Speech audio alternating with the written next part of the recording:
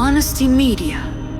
Hello guys, if you look at this screen here right here, this is Photoshop, this is OBS. I have created an image on Photoshop and posted it on OBS. Okay, now you can see the pastor gave me Jesus is coming soon, but I messed up to write John is coming soon. What I have to do, you posted the image on the chat screen to distract the audience. Go ahead and save it again very fast in 10 seconds, 15 seconds without deleting the image. Okay, so let's go ahead and do that now. Let's go. So just go ahead and change the John to Jesus and you're good to go. Don't delete the image from your files. Let's change the John 3:20 to 21. Okay, that's it. Now the pastor gave me 3:21, not 3:20. Now let's go ahead and mark it. Let's go to file. Let's go to save as.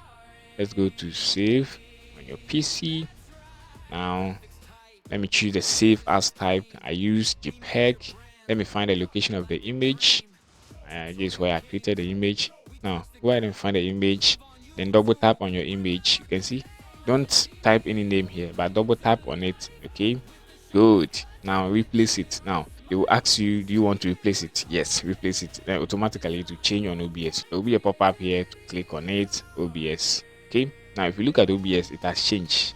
Just immediately you click on OK, Jesus is coming soon will change on your OBS. Very simple. Okay, it's been a while on this channel that I've not been posting here. Don't worry, there's a lot coming up. Okay, so this is a very simple thing that I decided to show you on OBS. Okay, that's it. So in case you save a picture or you post a picture or you make some mistake on, let's say, a script or quote of the day for the church and you mess up something, go ahead and save and replace it again and it will automatically change on OBS for you. Okay, don't delete the file. Thank you for watching this video. Thank you for subscribing.